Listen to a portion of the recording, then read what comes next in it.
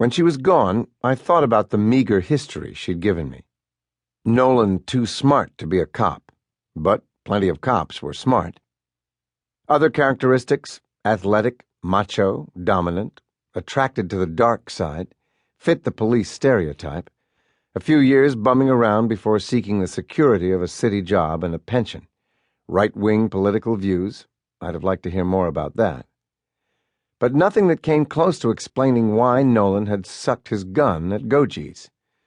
Not that I was likely to get any closer to it, because the way she'd left told me it would probably be a one-shot deal. In my business, you learn to make do with unanswered questions. Milo called 2 days later at 8 a.m. "They just gave me another cold one, Alex. I'm not sure I can pay you, though we did get brownie points on the last thing, so maybe." The last thing was the murder of a psychology professor stalked and stabbed a few yards from her home in Westwood. Thinking it unsolvable after months of no leads, Milo's superiors had handed it to him as punishment for being the only openly gay detective in the LAPD.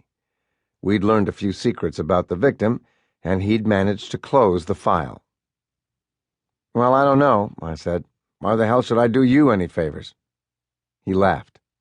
"Because I'm such a pleasant fellow? Try again." "Because I'm a shrink and committed to unconditional acceptance?" "A kid, Alex. 15 years old. If you have any time at all, I'd appreciate tossing things around." "Sure," I said. "Come over right now."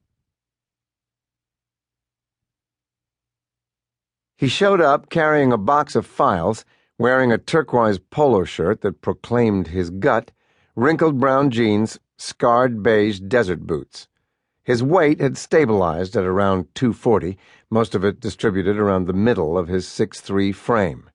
Gray hair was winning the battle with black, and the sideburns were nearly white. He's 9 months older than I am, and sometimes looking at him reminds me time is passing. He put the box down on the kitchen table. Looking at the refrigerator, he frowned and said, "Need I spell it out?" Then stretched and sat heavily.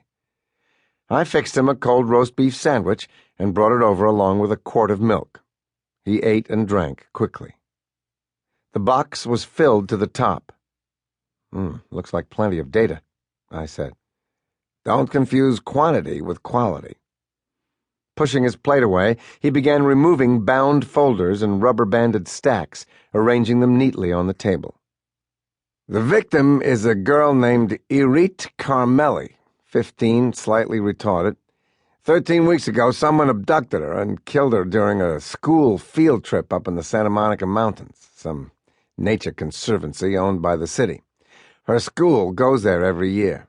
The idea is to get a little beauty into the kids' lives." "Are all the kids retarded?" "All with some kind of problem. It's a special school. The kids were dropped off near the entrance by a chartered bus and hiked about a half-mile into the park.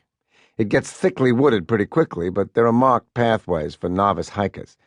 The kids ran around for an hour or so, had snacks, bathroom breaks, then reboarded. Almost 2 hours had lapsed by then. They called roll. Irit wasn't there. They went looking for her. Couldn't find her.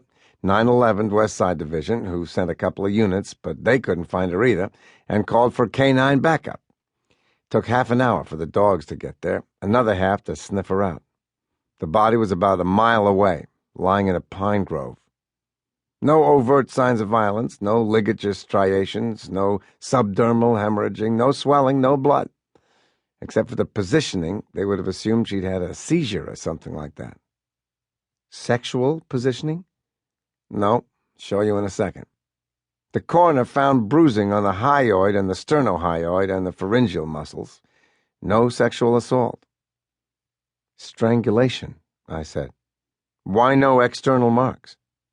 "Coroner said you can get that when the choke force is spread out over a broad area, using a soft ligature like a rolled-up towel or a clothed forearm. Gentle strangulation, they call it."